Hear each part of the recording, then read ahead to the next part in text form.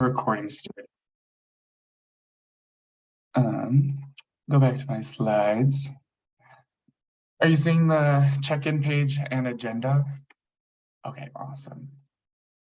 So like I mentioned today, we're going to be going over some of what we've been doing in this learning collaborative space, what we've heard from you over the last couple months and this year, the next sessions in the works, and what you'd like to see more of, hear, or receive as tools, speakers, anything in this space that would be helpful for you. We've had a whole host of new folks joining the learning collaborative space from different contexts, have the influx from HQIP, hospitals to smaller community organizations that are brand new to the world of Zero Suicide. We are planning another Zero Suicide Academy for 2023, so please stay tuned for details about registering for that if you'd like to send a team. Again, just going to spend the first half of this meeting informally getting a sense of what this space has been like for y'all, and what it could look like moving forward. And then again, the second half of the meeting is going to be on culturally responsive care. So please feel free to participate as you feel able today. Also, please feel free to access this link before we kind of dive in on this portion if you would like a refresher on the 7 elements of Zero Suicide. Just drop that in the link. I know there's lots of love and support in this chat. Appreciate that. And lots of folks still putting in their name and a facility for attendance. So appreciate that too.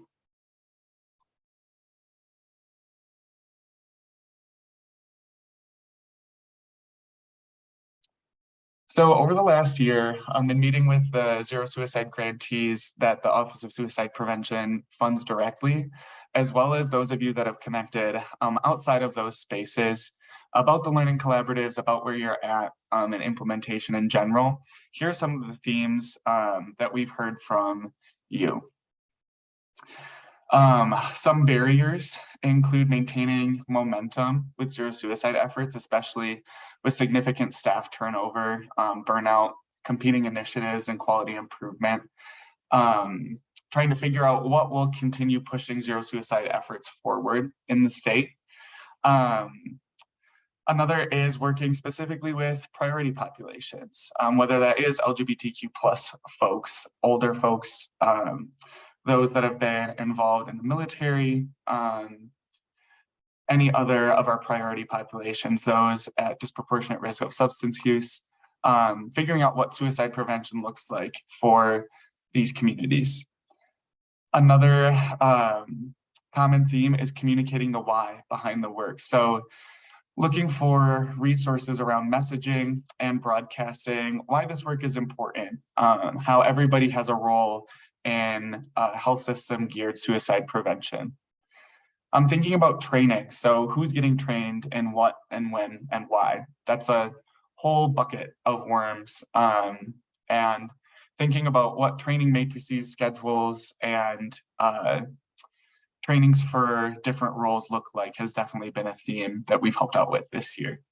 Another is data and tracking outcomes. So our state doesn't have a centralized medical examiner's office like some others. It's a little more patchwork in how we're looking at outcome data in suicide attempts, deaths, hospitalizations, etc. So trying to figure out what Zero Suicide looks like and assessing impacts, knowing that our way of getting that information is a little patchwork across the state.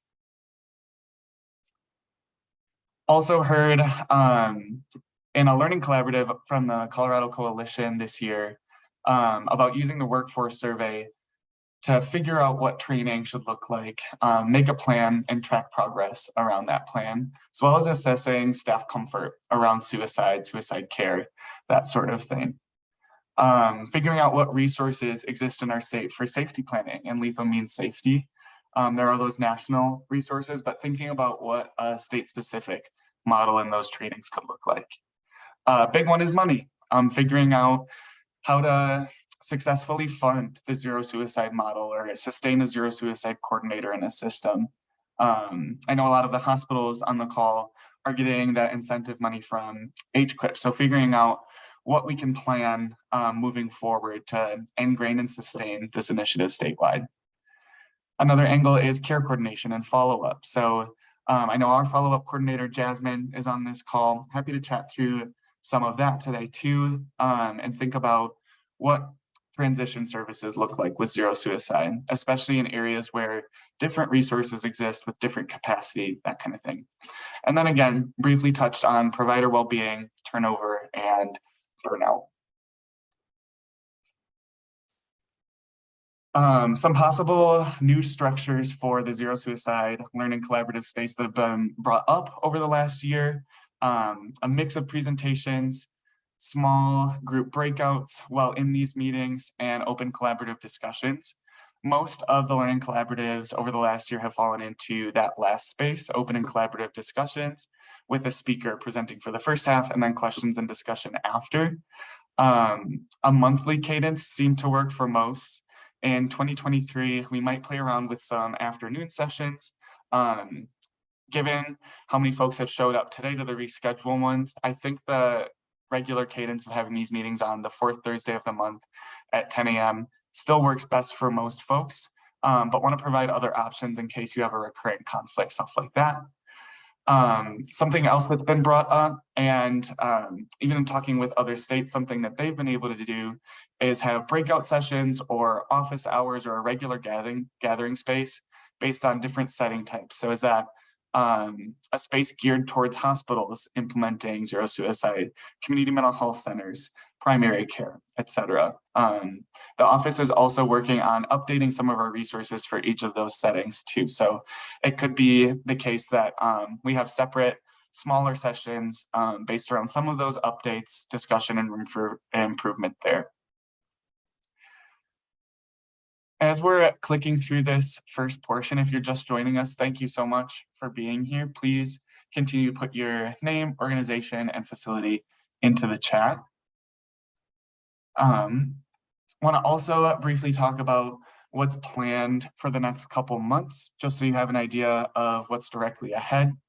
In December, our session will be talking again about provider well-being, not necessarily self-care and that angle, but more what a system can do and bake into their quality improvement efforts to think about preventing that burnout, increasing resiliency, and figuring out more structures of ingrained support.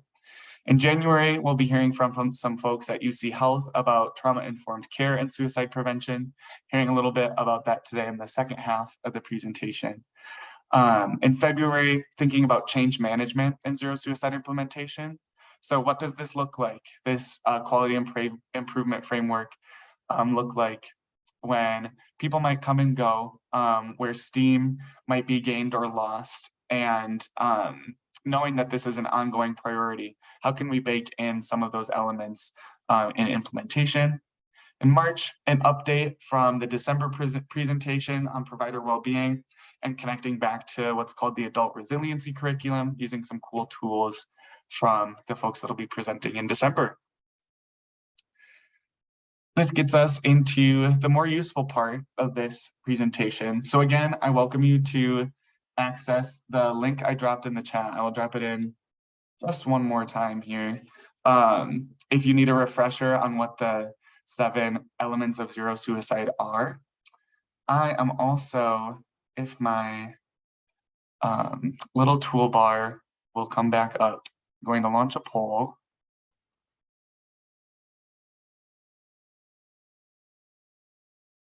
All right, and with each of these poll questions, I've never done a free response Zoom poll before, so if this crashes and burns, I apologize in advance. But through each of the 7 elements of zero suicide, we are just going to have you submit any suggestions, ideas for improvement, possible guest speakers, or things that you're particularly curious about in these short answer portions. So I believe I just launched the poll. It's 7 questions. Do you get those one at a time or all 7 right at once? Oh, the whole all deal. 7 are up, Conlon.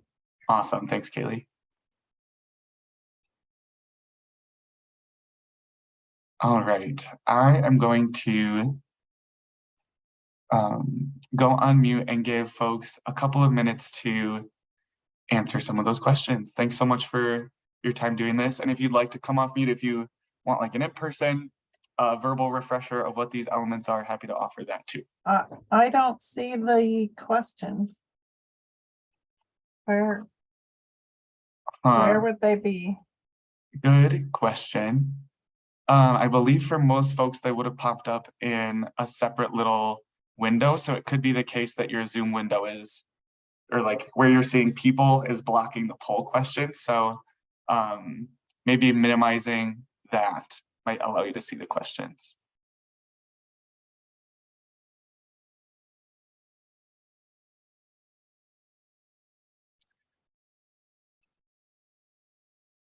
Yeah, sounds like it's a pop-up on your screen. Yeah, good question. So I still don't see him. that's all right. Spoiler alert, I'm going to be sending out a very similar survey in the follow-up email via Google Form. So again, if this is not working for everyone, you'll also have an opportunity to put in your thoughts that way after the call. Sorry about that if it's not coming up for you. I see a chat from Debbie. First meeting, welcome Debbie. Can you please go over what these mean? Yes, so these elements that are part of these polls are based on the 7 elements of Zero Suicide as the quality improvement framework. So Zero Suicide asks that health systems or anybody aligned with the health system work through these 7 elements to improve their care for patients at risk for suicide. Very briefly walking through those different elements. We're about 2.5 minutes into the poll, so I'm going to give another 2.5 minutes for people to put in their answers. Thanks for those that are quick typers that have already submitted.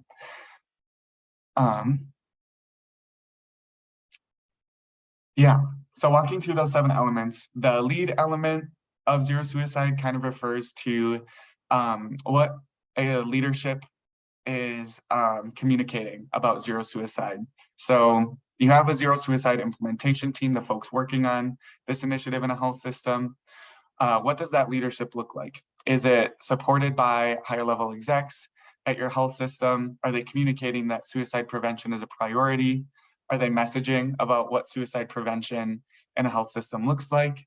Are those leadership teams inclusive of people with lived experience of mental illness, suicidal despair attempts, survivors of suicide, maybe experience receiving care in a system, that kind of thing? Under the train element of Zero Suicide, that kind of speaks to what suicide specific training we're offering staff, thinking about what training plans already exist, what workflows around that look like. Under the identify element, how are we screening and assessing for suicide risk? Are those policies, practices, workflows consistent? Are they applied in the same way by all providers? What tools are being used in what context and why? The engage element is really getting into collaborative treatment plans with patients. So Zero Suicide generally calls for a suicide care management plan. So thinking about when somebody is screened and assessed as having risk for suicide, what does care look like with that patient? Not necessarily for that patient, like working with patients to figure out what's going to be the best way forward. Treat, what suicide specific treatments are available for folks. Again, what trainings exist for providers around those treatments, etc. Transition element really gets into what we know is a vulnerable time for folks at risk for suicide or who are seen for a mental health concern. Thinking about what we're wrapping around individual who might be feeling low, and what care between sites and what follow-up is happening. Improve gets at data collection and reporting around all 7 of those elements and Zero Suicide outcomes in general. Yeah, Laura, I see you have your hand up. I do, thank you. Just, I wanted to clarify something in there. I didn't really belong in a specific column, but I would love some specific training, and this may not apply to everyone, on how a medical examiner or coroner decides that the manner of death was suicide when it's not clear. I've read coroner's reports, and there's overdoses, and sometimes it's ruled a suicide and sometimes it's not, and sometimes they are saying due to past history of suicide that they're ruling the overdose and a suicide. But when I look at our chart, the recent past history that I'm aware of does not indicate that. So I don't know if they're gathering information from other sources and putting that together, or if they consider any past history, no matter how long ago, of some sort of suicide attempts and so forth, that they would then rule that manner of death a suicide, which doesn't necessarily make sense to me. I also, we've had a couple of overdoses, and one which was more understandable to me that was ruled a suicide because if I understood it correctly, because I don't understand all the medical terminology, is the amount of the medication that was in the system. The coroner was saying that they would have to have taken so many pills that then that therefore must have been a suicide. But I don't know about everyone else on this call, but I'm not specifically trained in reading, lab reports and other things to determine that kind of thing. So it would really help to understand how something is ruled a suicide. Yeah, thank you so much. I see in the chat that at least one other person agreed with you. That's a great question. I do too. Definitely think that we could have a learning collaborative about that, just because that would really, I think, help operationalize getting at that outcome data. So thank you. We'll definitely work on that. Yes, Kaylee, you're correct. Kaylee in the chat on our OSP team mentioned that some coroners and police do interviews with friends, family to gather more information. That's also considered in making that determination. I can also, in a second, when I'm done with this poll recording business, put in our suicide death investigation form, so you can kind of see what's worked through to determine some of that as well. But flagged and heard, we'll think about that for a future session. Thanks so much. Conlon? Yes. Hi, thank you. In that same area, if we do get a training on that coroner's report, and I don't know if this is the right area to talk about it, but it's related to coroner data. And if I know there's a lot of questions that they have to submit, but if there is or could be a standing question, not depending on jurisdiction, but just required, and I don't know if this is a place, but if there was for deaths by suicide involving a firearm, if there was safe storage or tracking some of that, El Paso County, we have 63% of our suicides involve a firearm, where the state average is 54 and nationally it's 50. And it's just such a crisis. Obviously, we have in El Paso County, pro firearm culture, I'll just say that. So wondering about that data with the coroner, as well as, and I know this comes up in the investigations, but our LGBTQ plus population, I know we track with veterans. I don't know if that's already done. Our coroner is fabulous. But with statewide, every coroner should be fabulous. And I don't know what's required in that, but just bringing that up when we do talk at a future time about coroner information. Yeah, thank you so much, Nicole. Definitely see the need there. And I will for sure post the investigation form that we've been working to get all folks to be using. We'll also circle back with the OSP team. I see Abby seconded your point and wants that shared back with the CNC team. So we'll certainly follow up with that information too. Thanks for bringing that up. I'm going to go ahead and end the poll.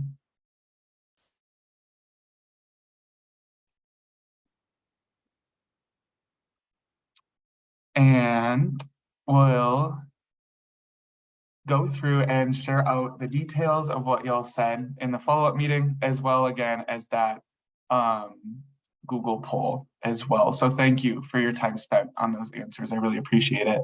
It's definitely going to help us figure out how to continue tailoring this space to y'all.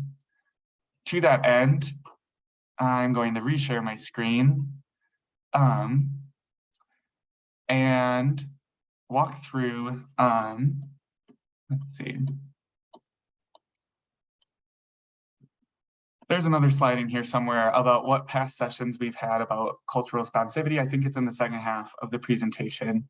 But that's what we're gonna get into today, is what culturally responsive healthcare looks like and why it matters for suicide prevention. That's really been the goal of the Zero Suicide Learning Collaboratives in the last year. It's figuring out how to bake in some of these elements in implementation and really plan for a future where anyone who walks through a health system's door can have a care experience that reflects their unique experience as people. Want to chat about what cultural responsivity and healthcare looks like in Colorado, again, based on the Colorado Health Institute and the Colorado Health Access Survey. They were super helpful in helping me create this presentation. We'll definitely be sharing out their information in a follow-up. But yeah, really just kind of wanted to walk through some resources, training, and possible next steps in this area too.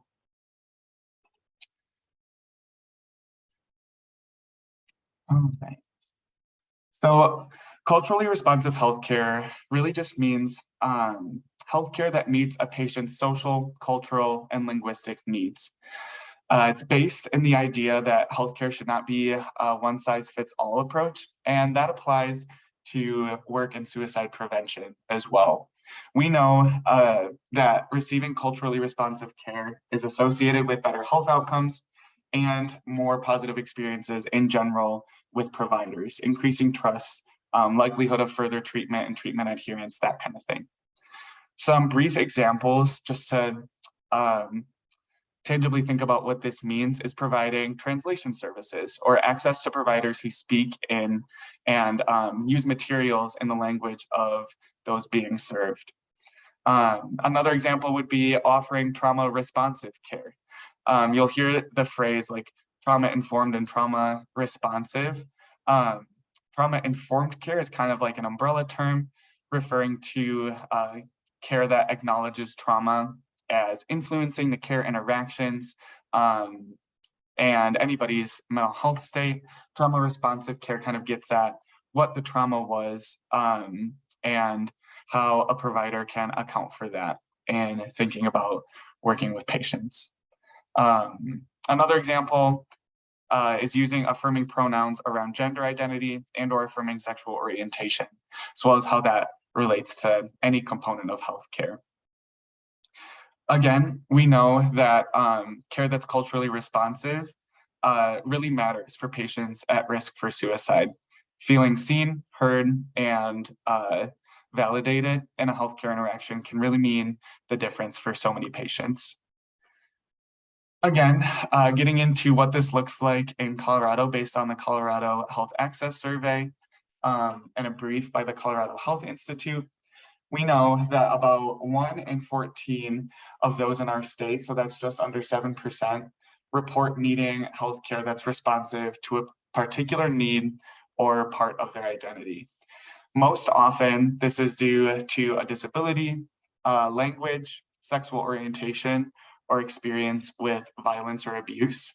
I do want to take note that any data that you're seeing was administered to those with home mailing addresses, and the survey was only offered in English and Spanish. So that means that this data likely excludes populations that are homeless and also those who speak neither English or Spanish. So just important to kind of contextualize that information with this. And knowing that those two groups are also groups that need culturally responsive care.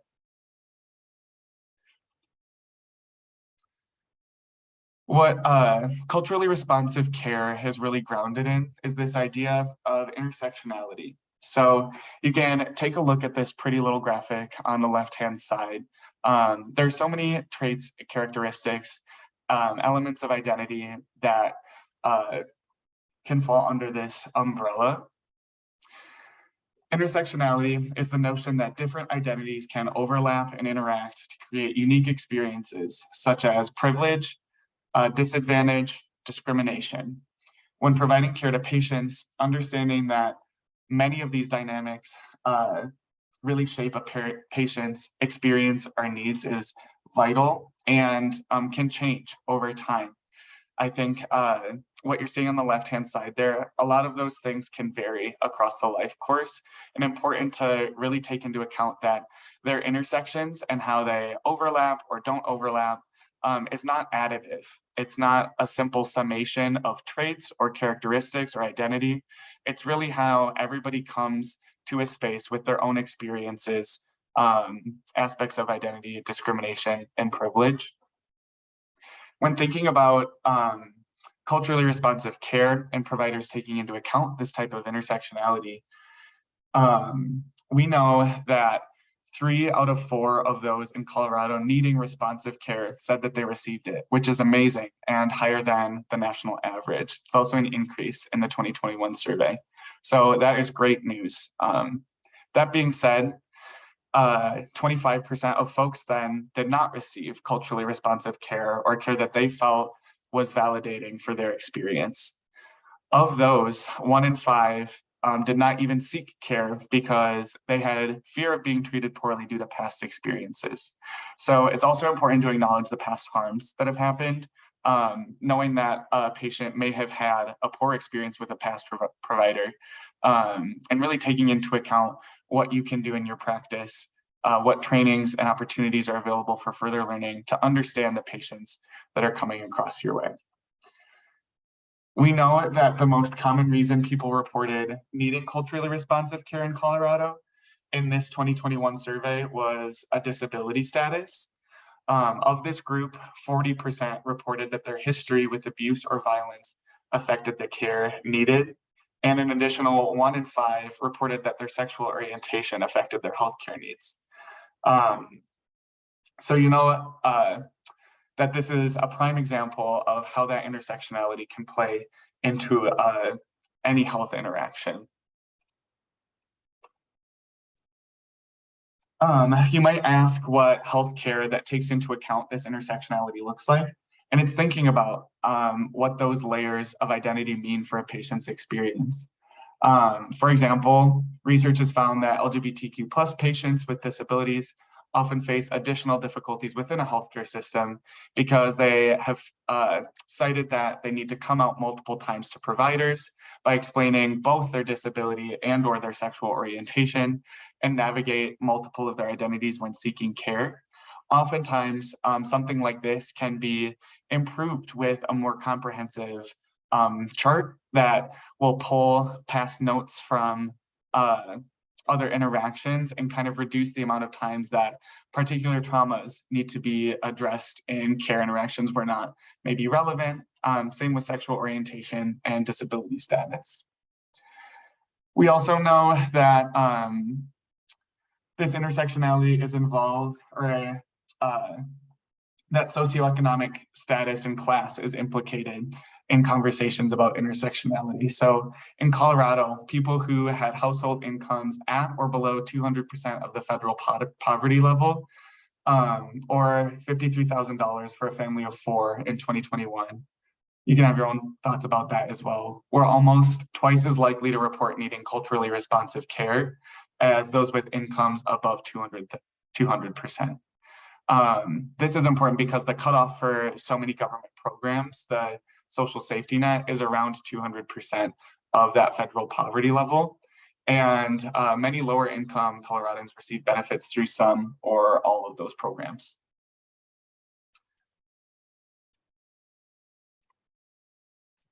So this really gets into the why culturally responsive care and catering to specific patient populations is so important, especially as it relates to suicide prevention in your health system. We know, again, that the evidence shows that this really increases the quality of and trust in care interactions. We know that patients who have a healthcare provider that's responsive to their needs in these ways, that validates their experience, will have more positive health outcomes. Again, greater likelihood of healing and further connections to care. This also like building in an environment where care is looked at with this angle really addresses disparities that improve care for all patients. So in making care responsive for one population, certainly will make open the door to improving care for others as well.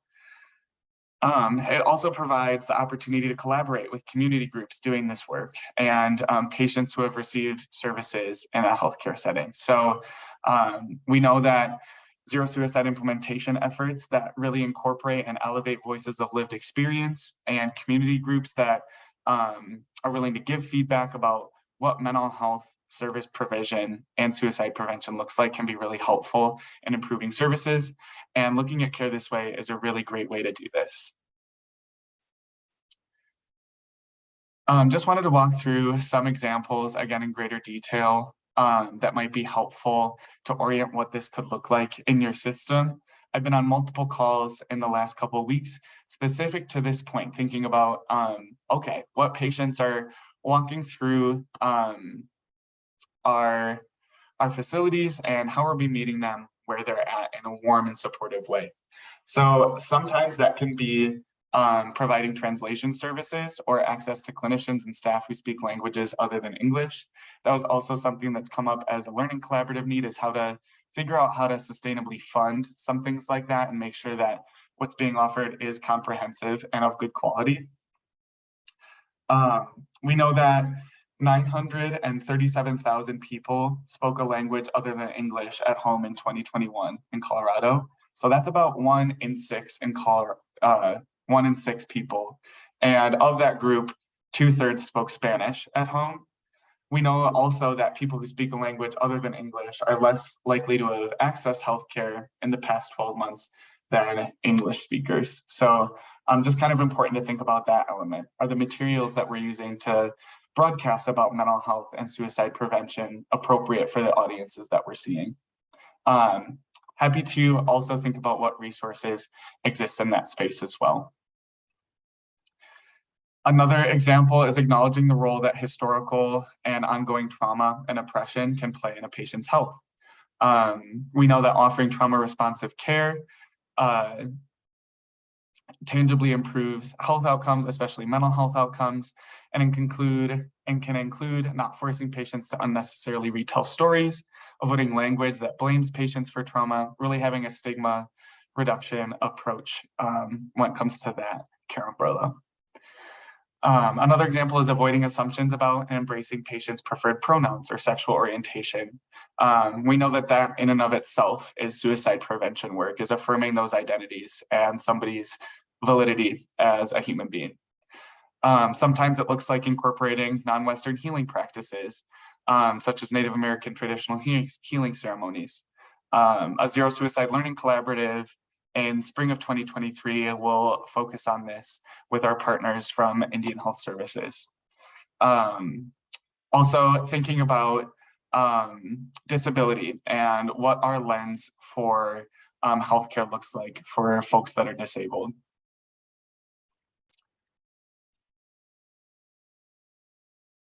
Another example, a little more internally, is thinking about current events and components of identity as they relate to care, but also where your providers are in regard to diversity, equity, inclusion efforts in your system. We know that millennials, Gen Zers, caregivers, folks that are LGBTQ+, Black, and Latinx respondents are all significantly more likely to leave their roles due to mental health issues, really highlighting the need to better support those folks in health systems. A later trend also is that younger providers are less likely to participate in employee resource groups or affinity groups based on a unidimensional part of their identity. What that means is that somebody might be less likely to participate in an LGBTQ+ space just because they feel like that's one part of a complex identity versus something that they want to specifically connect on. Another example in the data realm is using data to understand region-specific trends and disparities. An example of that would be using the Colorado Suicide Death Data Dashboard to look at what's going on in your county by demographic variable. Also relevant to the earlier conversation about what's being recorded when someone does die by suicide. We also want to make screening and intake forms comprehensive and reflective of the patients served. We had some examples from this in a learning collaborative from WellPower, formerly MHCD, but really baking some of those elements in can be helpful in improving this area moving forward too. We've also heard from regional health connectors about how a system might employ community health workers, or again, peers with lived experience and expertise in their programming to make care more responsive. And again, a broader theme would be hire and retaining staff that's reflective of patients served. I see some good stuff coming in the chat. Laura's looking at person first language training. Thanks, Laura. Again, a super affirming way to recognize folks and affirm their identities. So an example of that would be, instead of saying a homeless person, would be person first. So putting the person first rather than defining them by a unidimensional trait. So saying a person that's homeless or a person that doesn't have housing. Laura also chimed in and said that they do some person-centered language and negative descriptor work at the Colorado Coalition. Would love to circle back on that and hear about some of these examples when we do a learning collaborative on stigma with the patients that we're serving. Again, I wanted to call out some of the past learning collaboratives that have spoken to some of these priority populations or issues, really trying to, again, infuse as much cultural responsivity training into this learning collaborative space as possible. When I send out the slides for this presentation, I welcome you to revisit these presentations, or if you're new to the learning collaborative space, all the past recordings and slides live on the Zero Suicide website. In August, we heard from Jess Stolman-Rainey about the power of peers and elevating the voices of lived experience. In November of 2021, we heard about responsive care for veterans. In March, for Latinx patients. In June, Meghna from CDPHE presented on authentic community engagement to build rapport with immigrant and refugee communities. Thanks so much, Meghna. In July, the Colorado Coalition chatted about their workforce survey, their community advisory board, caring contacts, ways that their care is becoming responsive to the patients they serve. And in October, just last month, we heard about culturally responsive care for LGBTQ+ patients. Again, definitely going to rely on what y'all put in the poll responses for other sessions that we could put into 2023 or 2024. Ones already on the docket are specific to trauma-informed care, suicide prevention in Native American populations, farmers and ranchers and rural mental health, and the behavioral workforce in rural areas in general, disability justice and chronic conditions in suicide prevention, stigma, and I welcome any other ideas for populations that you're seeing and would like specific information, resources, or training for preventing deaths by suicide. Just wanted to flag a few opportunities if you are ready for your next endeavor in this area. Generally, again, we know that evidence shows that training approaches that teach both facts about specific groups and cross-cultural skill-based approaches that can be universally applied are most successful. So when thinking about training opportunities, resources, if you're sitting down with your implementation team, that is the goal, something that can apply to multiple patient populations, but also if you're interested in learning about a specific group, one that has information specific to them too. At a conference recently, the Youth Suicide Prevention Symposium that was, I believe, last Wednesday. Some of you on the call may have been there. We heard from the Stanford Muslim Mental Health and Islamic Psychology Lab. They provide resources to clinicians, researchers, trainees, educators, and community members and religious leaders. They have a suicide response manual and training around that. Definitely recommend clicking through their website when these slides are sent out or on your time in between then. Another example would be a free on-demand training on how to be anti-racist in everyday practice of public health, which offers CEs from the Region 5 Public Health Training Center. We'll be hearing from the Region 8 folks in the December Learning Collaborative as well, and I know they have some resources in this area too. Also passed along the SMART tool recently, which is primarily geared towards community mental health centers, but other community organizations might benefit too. And that's a self-modification of anti-racism tool, walks you through the whole deal.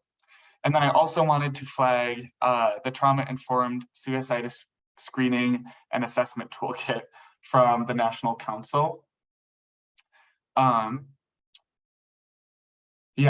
What that toolkit does is provide clear guidance for care organizations and mobile crisis units to support not only individuals receiving services, but the staff delivering care. They note that a trauma-informed team is a team who provides better care both to those they serve and to each other. This established service targets and standardized outcome metrics as part of a larger framework. And also they're willing to offer hands-on TA and support for anybody walking through that toolkit. Again, if you click on that link when the slides are sent out, you'll see that the toolkit is all available on demand, free online, and is a really helpful way to look at whether or not your screening and assessment tools relevant to suicide are truly trauma-informed and responsive. So the sources, we'll definitely link those in a follow-up email. Again, taking information from the Colorado Health Institute and that 2021 Health Access Survey. As per usual, you are likely getting fatigued from the updates and those Zero Suicide reminder emails. But again, please feel free to check out the slide decks and the learning collaboratives for other great links and resources that you can pursue on an ongoing basis. I want to thank you again for joining today. Looks like we'll be wrapping up a little early, but definitely want to take some time for questions and discussion as you have them around this area of care. Our next meeting will be Thursday, December 22nd from 10 to 11 a.m. And again, we'll be talking about centering provider well-being, the different dimensions of what that looks like as being central to health systems quality improvement efforts. Thank you all again so much for being here today.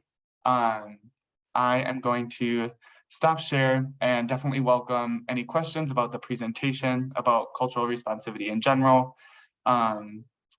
Or any comments about what might be helpful in a learning collaborative space too. Thanks so much all.